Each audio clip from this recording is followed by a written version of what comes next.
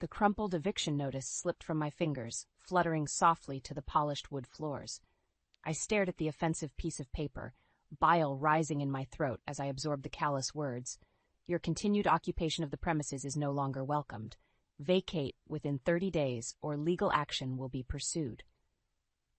No name, no explanation, just a cold command typed out on my mother-in-law's letterhead. After 12 years of living in this house, I was being kicked to the curb like yesterday's trash. I shook my head sharply, as if trying to wake myself from this nightmare. But the stark black words on the page remained unchanged. Marlene did this. It had to be her.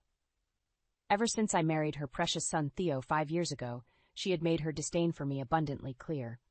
In her esteemed opinion, I was too common, too plain, and too barren to be a fitting wife. My fingers curled into fists as hot anger flooded my chest. This went beyond petty grievances with the overbearing matriarch. No, Theo had to be complicit in this scheme to cast me out of my own home. The man I loved and trusted had betrayed me in the worst possible way. Bile continued to rise in my throat as my mind raced over the past few months. The growing distance between Theo and I, the lengthening work hours, the mysterious phone calls he would abruptly end whenever I entered the room. Like puzzle pieces clicking into place, it all started to make horrible sense.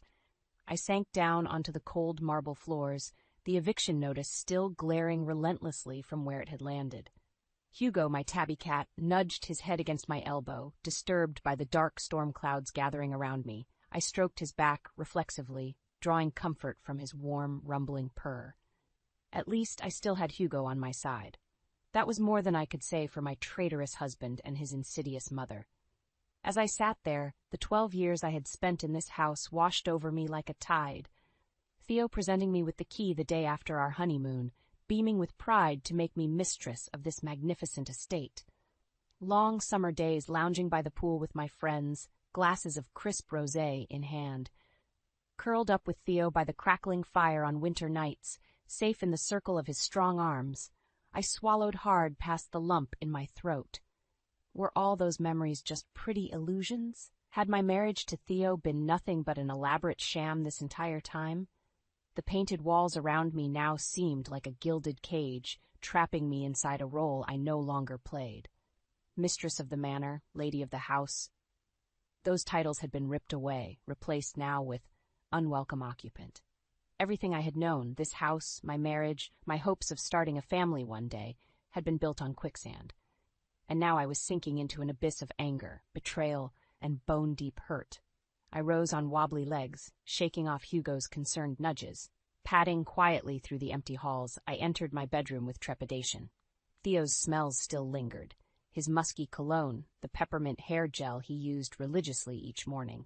But for the first time, those familiar scents made my stomach curdle with resentment instead of affection. I sank down on the massive 4-poster bed, its plush duvet suddenly feeling frivolous and wasteful. I should have known a marriage crafted from convenience instead of passion could never withstand the tests of time. Theo had needed a polite, presentable wife to silence his mother's complaints. I had needed financial security after my first failed marriage left me penniless. On paper, we made perfect sense. But the contracts of marriage run deeper than what's on paper. They require trust, communication, compromise, all things painfully absent from my relationship with Theo. I rose and began yanking open dresser drawers, no longer caring about the racket I was making. Let them hear what damage their callous actions had wrought. I recklessly swept aside neat stacks of ironed clothing, not even folding them properly in my haste. My hands closed around the fake bottom I had installed in his drawer years ago. Popping it open, I retrieved the flash drive concealed beneath, clutching it tightly. If Theo thought he could discard me so easily, he was sorely mistaken. I was taking this insurance policy with me. I woke with a start, momentarily confused by my unfamiliar surroundings. Rather than the king-size sleigh bed I'd shared with Theo, I was curled up on the lumpy sofa bed in my tiny rental apartment. The previous day came crashing back, the confrontation with Theo over my eviction, my furious packing, his half-hearted excuses about financial difficulties. I had spat back that money seemed plentiful enough for him to afford a fancy new condo for his mistress. Theo's face had drained of color. Who told you that? He sputtered. I found out all on my own, I hissed. I know you've been siphoning money from our accounts for months. Did you really think I wouldn't notice $10,000 a month disappearing? He raked a hand through his hair, refusing to meet my livid gaze. Alara, I swear, she didn't mean anything to me. It was just a stupid fling. Save it, I snapped, clenching my fist so I wouldn't succumb to my urge to slap him. This isn't about her. This is about you lying to my face, betraying our vows, and deceiving me. I turned on my heel, abandoning him to deal with the movers. My departure was satisfyingly dramatic, but my triumph soon faded, replaced by bone-deep hurt and anger. I rose unsteadily from the lumpy couch, my back protesting yesterday's frenzied activity. At least Theo's credit card had been useful for furnishing this depressingly bare apartment. I hoped the $5,000 bill gave him a nice slap in the face. I filled Hugo's food bowl on autopilot, my thoughts churning darkly. How could I have missed all the signs these past few months? Thinking back, it was painfully obvious. Theo's late nights at work, his constant distraction whenever we talked, the locked study I was now barred from entering. An icy sensation trickled down my spine. The locked study. In my hurried packing yesterday, I'd forgotten to retrieve my laptop stashed in there. Cursing under my breath, I grabbed my keys and headed for the door. Time for another unwanted trip to the scene of this betrayal. Maybe I'd accidentally smashed something expensive on my way out. 20 minutes later, I stood outside the formidable wrought iron gates that marked the entrance to what used to be my home. I stared bitterly at the ostentatious double doors and sprawling columns. What a fool I'd been, thinking I belonged behind those gilded walls. Squaring my shoulders, I strode up the winding driveway, steeling myself for another confrontation. Before I could knock, the door was wrenched open abruptly. Marlene's piercing eyes raked over me disdainfully. Well, well, I thought I made myself clear about you not being welcome here anymore, she said coldly. Behind her tailored skirt and silk blouse, I caught a glimpse of suitcases stacked in the foyer. My eyes narrowed. Going somewhere, Marlene? That's none of your concern. State your business and then kindly leave. I crossed my arms. I need to get some personal items from the study. It will just take a moment. Over her shoulder, I noticed Theo descending the curved staircase, his normal polish slightly diminished. His suit was badly wrinkled and his face sallow and drawn, but my long-dormant sympathy remained buried deep. He had made his bed by betraying our marriage. Now he could lie in it. Let her get her things, Mother, he said tiredly, avoiding my accusatory stare. Might as well avoid another scene. Marlene huffed in annoyance but remained stubbornly blocking the doorway. Sighing, I shouldered past her roughly. Her affronted gasp followed me as I stormed down the hallway to the locked study. Fishing the key from my bag with trembling fingers, I shoved it in the lock vindictively.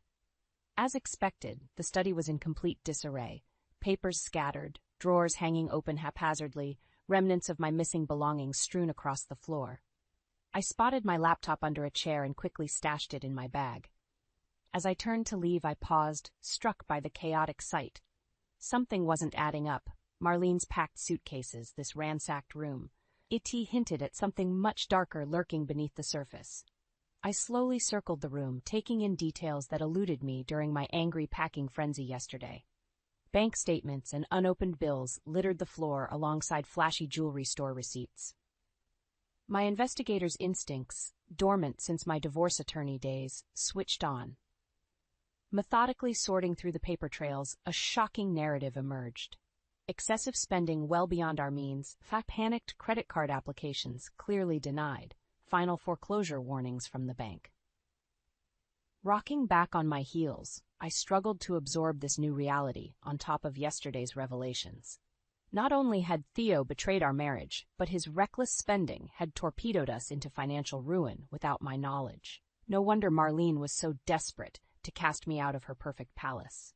Clutching the damning evidence to my chest, I strode out of the study with newfound purpose. Theo and Marlene had played me for a fool, manipulating me like their own personal puppet. But the show was over. This victim had found her voice, and there would be hell to pay. Armed with the damning evidence tucked securely in my bag, I strode towards the front door with righteous fury pumping through my veins. Theo and Marlene had treated me like a disposable pawn for too long. Now it was time for their despicable web of lies to come crashing down. Marlene blocked my way as I tried to storm past, her talon-like nails digging into my forearm. "Just where do you think you're going with those private documents?" she hissed. I wrenched my arm free, getting right in her pinched face. "First, don't ever touch me again. Second, your financial records stopped being private when you used my name to take out massive loans. I'm taking this evidence and contacting my divorce lawyer." Theo rushed over, his tired eyes wide with panic. "Alara, please, be reasonable. We're undergoing a temporary cash flow issue, that's all. Mother has already made arrangements to cover it." His platitudes only stoked my rage hotter. "Oh, so pilfering my personal accounts without consent and racking up secret credit card debt constitutes just a minor issue in your book?" I scoffed bitterly. "I saw the denied applications and final foreclosure notices, Theo. Your lies stop here." Theo paled while Marlene's painted lips flattened into a hard line, her beady eyes shooting daggers. I almost laughed at how the perfectly coiffed vulture resembled a ruffled hen with her feathers in a bunch. "You clearly don't grasp the gravity of this situation," Marlene bit out. "My son is facing financial ruin if word of this gets out. Is dragging our family name through the mud really necessary just to satisfy some petty revenge fantasy?" Red-hot anger licked through my veins. This woman dared insinuate I would invent financial crime just for revenge? Before I could retort, she charged on, clutching Theo close to her bony chest. "All my son did was try to maintain a lifestyle you eagerly enjoyed the fruits of for years. And how do you repay that generosity?" "By exposing his understandable missteps to bring us all down out of spite." Theo gently extricated himself from her claw-like grip. "Alara has a right to be upset, Mother," he said tiredly, still refusing to meet my eyes. "I should have been honest about our situation from the start." I crossed my arms, unswayed by his half-hearted display of accountability. "Well, it's too little, too late for that now. I'm contacting my lawyer this afternoon to file for divorce. And I won't hesitate to disclose evidence of fraud." Marlene's bony hand flew to her throat dramatically, while Theo slumped against the wall. For all their pretenses of power and control, one whiff of consequences had them quaking in their expensive Italian leather shoes. Pathetic. I stepped forward until only inches separated me from Marlene's wild eyes.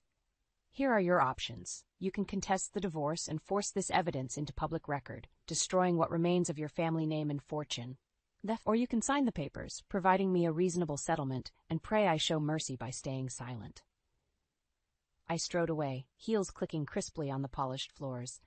At the front door I paused without turning around. "You have 24 hours to decide. Choose wisely." The heavy oak door slammed behind me with an air of finality.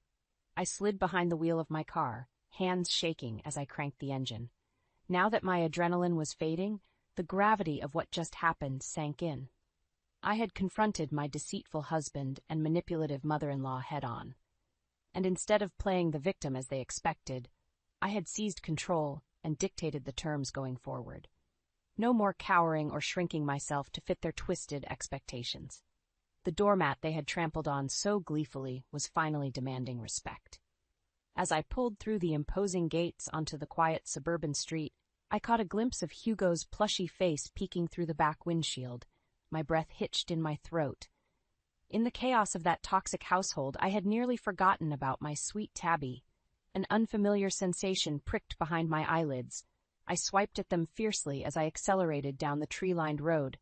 How could I have left my loyal companion, my sole source of comfort during many lonely nights, alone with those monsters? What kind of guardian abandons her defenseless kitty like that? My hands clenched the wheel tightly. Enough second-guessing myself. There would be plenty of time for regret later. Right now, I needed to focus and stick to the plan. I would wrap up my affairs quickly and efficiently before setting us both free from this toxic situation. Soon, sweet Hugo and I would be far away, starting fresh in a place where no one knew our names. Just a woman and her cat against the world. Terrifying, yes.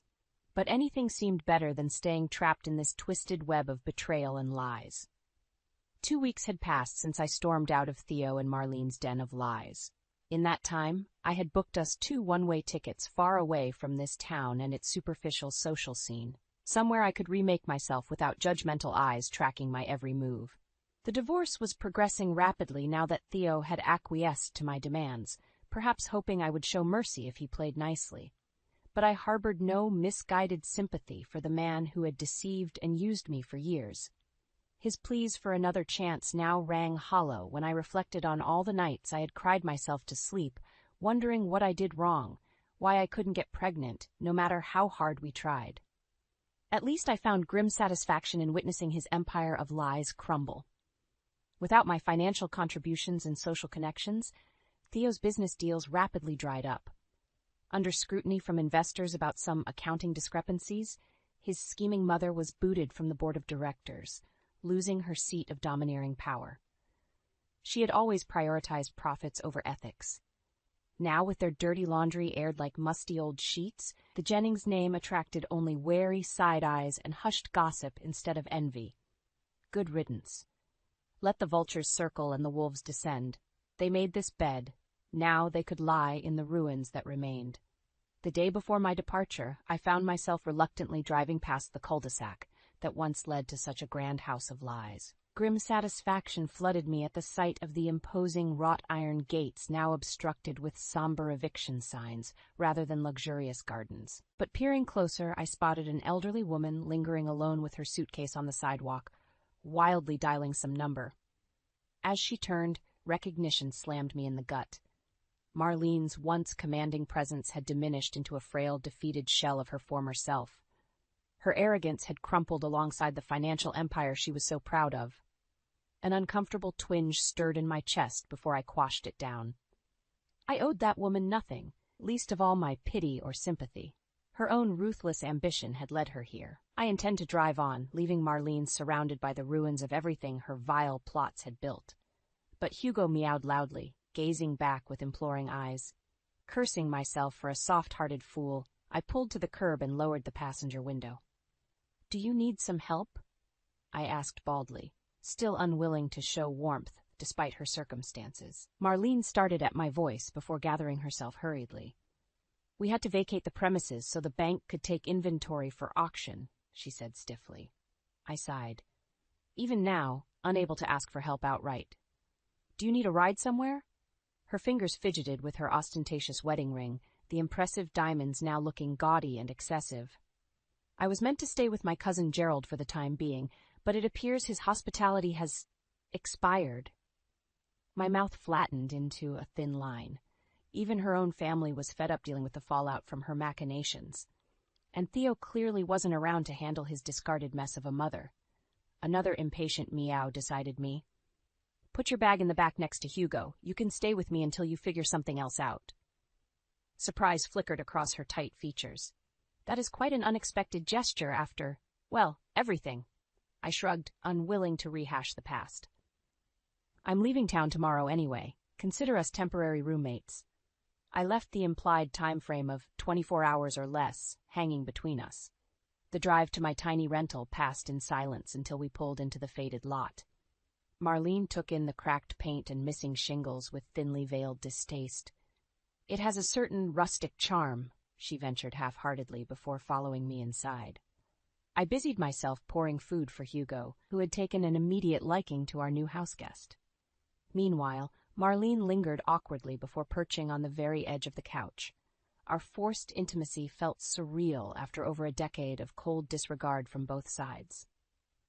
As we picked at leftover takeout later on, polite strains of conversation gave way to candid reflections about the future, prompted perhaps by the bottle of wine I dug up. I discovered Marlene's dream of teaching music one day. In turn, I confessed my burning desire to move somewhere warm and sunny, far removed from the Illumina social fishbowl, to take up gardening. For a few strange hours, we were just two souls making sense of life's wreckage, minus the history of wounds and grudges between us. But the wine eventually dwindled along with our stilted camaraderie. As we turned in for the night, tomorrow's uncertainties settled back upon us like a leaden weight. I jolted awake the next morning, momentarily forgetting about my unexpected houseguest. The aroma of freshly brewed coffee drew me out to the cramped kitchenette. Marlene stood rigidly by the ancient stove, wisps of gray hair escaping her normally immaculate updo. "I hope you don't mind me taking the liberty of preparing breakfast," she said uncertainly. I shrugged, accepting the proffered mug. "Thanks. I'm not much of a cook anyway." As we ate yogurt and granola in awkward silence, I mulled over this surreal situation. Just yesterday, Marlene was an iconic socialite. Today she was humbled and adrift, taking refuge in my modest rental. Fate certainly loved poetic twists, the haughty queen dethroned and dependent on a princess she had scorned for years. I couldn't deny feeling a slight buzz of schadenfreude watching Marlene in yesterday's rumpled Chanel grimace at the dated avocado appliances. I cleared our dishes brusquely, anxious to escape this strange familiarity. Marlene lingered at the table, gnawing her lip. "Have you given any thought to what comes next, after?" Her unspoken words hung heavy between us. After she left here. After I moved away to start fresh. After the final guillotine blade of divorce severed me from the only life I'd known for 12 years. I scrubbed the plates harder, avoiding her piercing gaze as I pretended fascination with a bit of stuck egg. The truth was I actively resisted peering too far down the lonely road of singlehood stretching before me. Despite everything, searing pain gripped my heart, imagining never seeing Theo's crooked smile first thing in the morning, or hearing his off-key singing in the shower.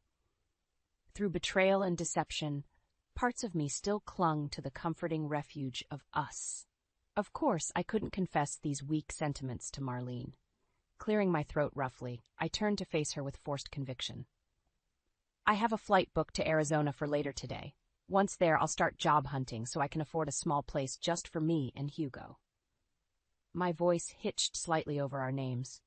Eventually, I might even try dating again, but for now, it's enough to just live simply without toxic people around. I expected Marlene to flinch at the thinly veiled barb.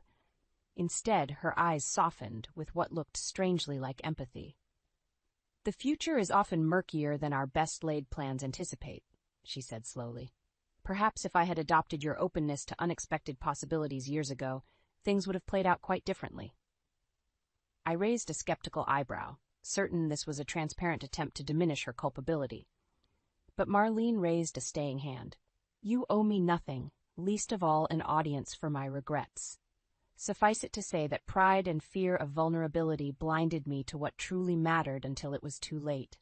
She glanced down, blinking rapidly, while I shifted awkwardly. I had steeled myself to confront Marlene's haughty indifference once more, only to be thrown by this display of humility. But I hesitantly filled the silence, voicing a question that had plagued me for years. "Why did you dislike me so intensely from the beginning? I tried everything to win your approval and make Theo happy." My voice cracked pathetically on his name. So much for indifference. Marlene seemed to fold into herself, and for the first time I glimpsed hints of a heavy burden weighing down her ramrod posture. "You represented warmth, spontaneity, sincerity, everything I lost touch with long ago in my quest for the perfect family image." She gazed out the dingy window. "Rather than inspire me to reconnect with life's joys, your vibrancy only magnified my own isolation, so I sought to diminish what I envied." Her poignant confession landed between us with the weight of a thrown gauntlet, unexpected but impossible to ignore. I sank slowly onto a creaking chair, shoulders slumping, too exhausted to even summon anger over so many wasted years chained to her warped insecurities and judgments. Perhaps sensing my fatigue, Marlene lightly touched my shoulder. "The past can't be altered, but the future awaits whatever we choose to carry forward or leave behind." With that enigmatic remark, she quietly retreated to the bathroom, granting me space to process this overdue revelation. Through the dingy window, I glimpsed my car stuffed with 2 lives haphazardly thrown together, aiming only for distance from the ruins of experience. Gathering courage, I whispered a promise, one life I could still get right. I zipped my bulging suitcase with finality, scanning the cramped room for any last-minute items.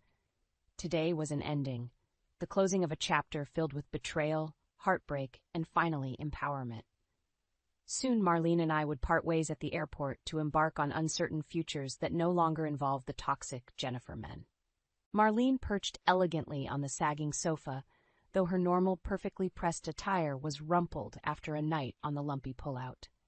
I hesitated, feeling I should say something, but uncertain where we stood after last night's emotional conversation. Before the awkward silence could stretch too long, my cell phone lit up with Theo's handsome face. Still conflicted over seeing his smile every day in my photos, I silenced the call. I owed him nothing more, especially on my last day in this godforsaken town. "Let me guess, another pathetic plea for reconciliation?" Marlene asked dryly. When I nodded tersely, her mouth flattened into a hard line. Clearly the consequences of his abhorrent behavior haven't fully penetrated that thick skull yet, if he believes sweet words can erase the past. I bristled slightly at her criticism. Theo cheating didn't negate over a decade together when I still sometimes slipped and thought of him as my partner rather than soon-to-be ex. Sensing my hesitation, Marlene leaned forward, eyes flashing. "Elara, listen to me. Men like Theodore never change. They simply find new victims once the current one finally resists being used and lied to. You deserve so much better, and I won't have you throwing away this fresh start because of some misplaced longing for a man incapable of valuing your beautiful spirit." Her passion threw me. Marlene despised vulnerability, preferring to manipulate scenarios from behind the scenes. This fierce display revealed glimpses of the motherly protector she kept buried beneath ambition and stone-faced control. Seeing warmth emanating from someone I had long dismissed as an icy villain both rattled and touched me. Rather than grapple with complex feelings, I straightened briskly and reached for my suitcase. "We should get going. I still need to drop you at the airport." The drive passed swiftly as we purposefully avoided tender topics or future plans. But pulling up to the terminal's bustling curb, melancholy still permeated the cramped space. Our paths were unlikely to ever cross again after today. Nostalgia flickered briefly for the friends we could have been under different circumstances before I quashed it down. No point getting mired in fruitless what-ifs. I climbed out and retrieved her small bag from the back seat. Facing each other squarely for likely the last time, echoes of the past hovered ghostly between us. Years of rivalry and resentment now faded into exhaustion and regret in the light of present upheaval. Surprising us both, I stepped forward and briefly hugged Marlene's fragile frame, feeling sharp shoulder blades under my palms. She squeezed back tightly for a breath before drawing up sternly, lips quivering slightly. With a mute nod that conveyed volumes, she walked briskly through the sliding doors without a backward glance. Watching her departure, I exhaled slowly, unexpectedly feeling lighter and oddly at peace. The bitter old vulture had faced her long-overdue reckoning, but the broken woman moving cautiously into an uncertain future now seemed unshackled from former bonds of perfectionism.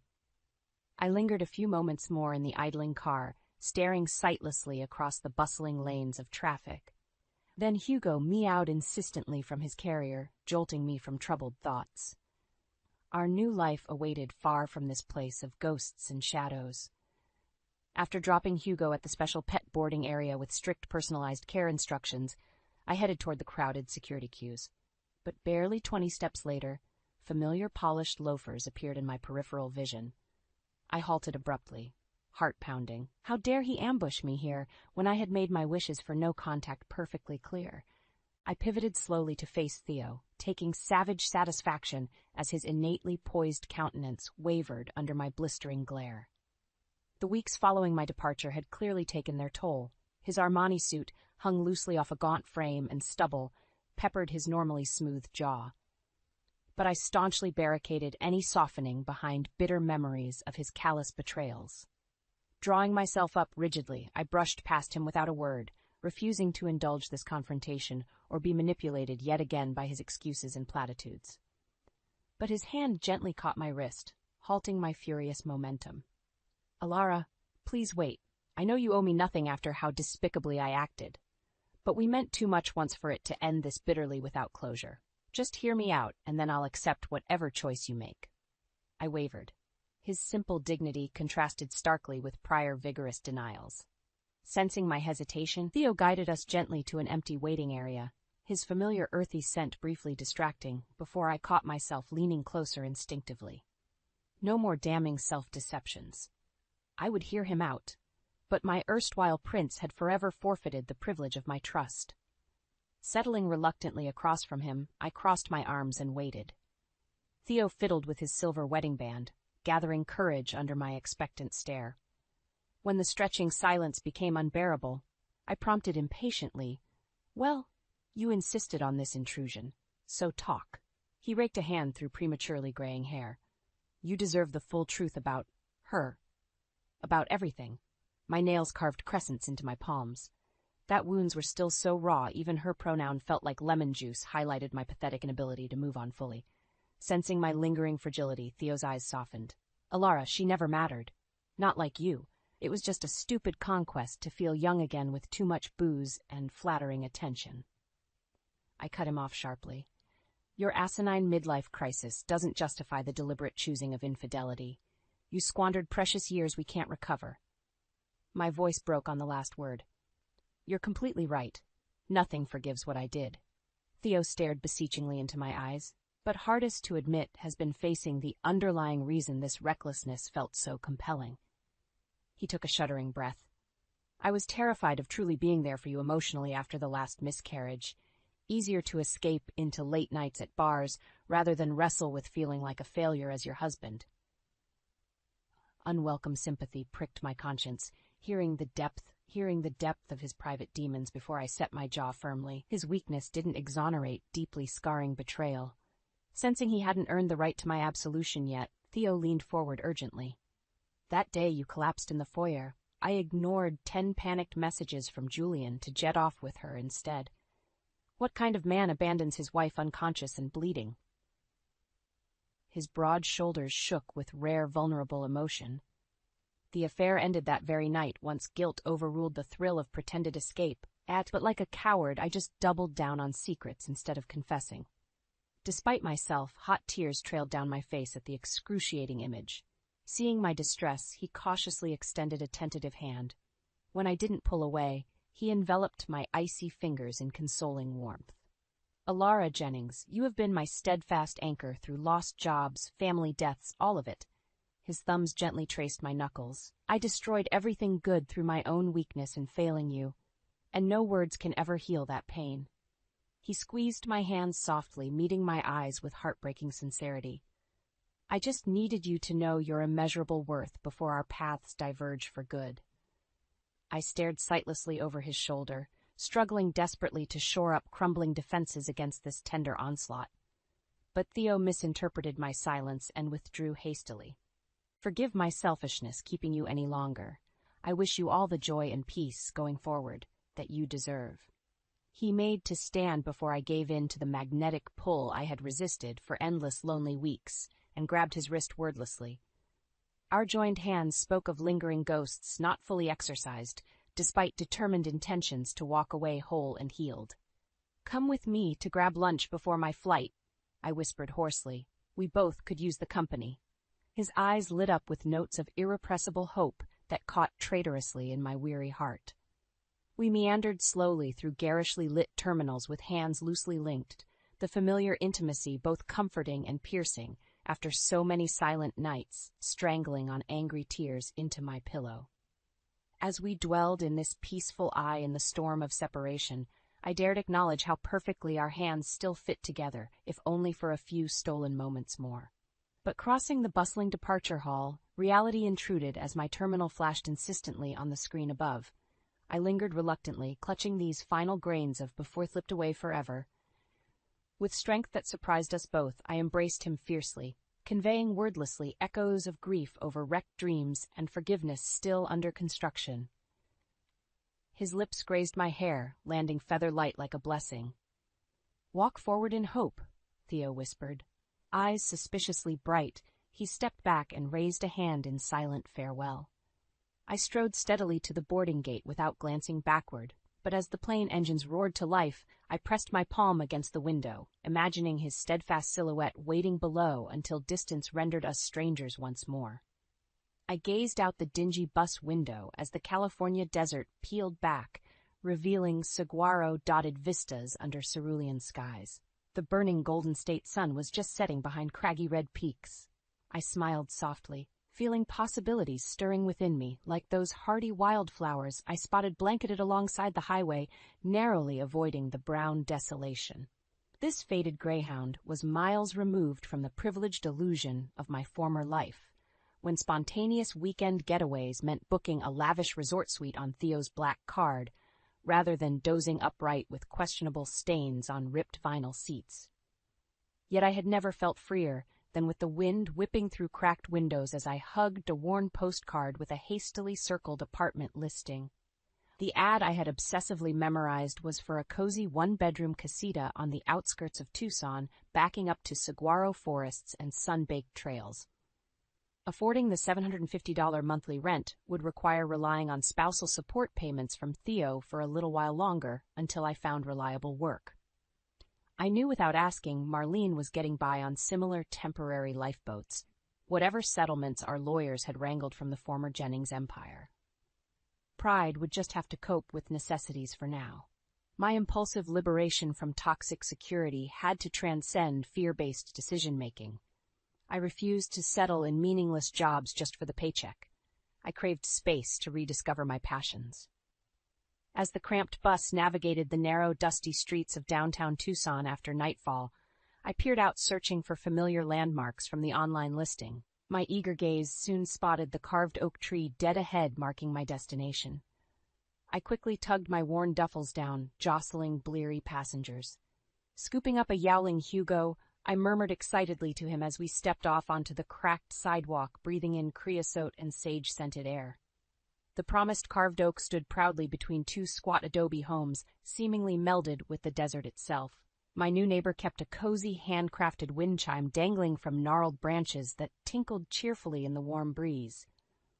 Further down the dusty street, lights still burned cozily in low windows as families finished evening meals, faint laughter, and barked dogs echoing through the sleepy neighborhood.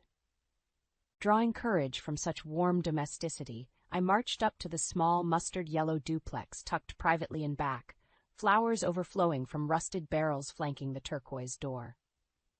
My new landlady, Sylvia, emerged at the sound of gravel crunching under my feet, her deeply lined and weathered face cracking into a brilliant, welcoming smile.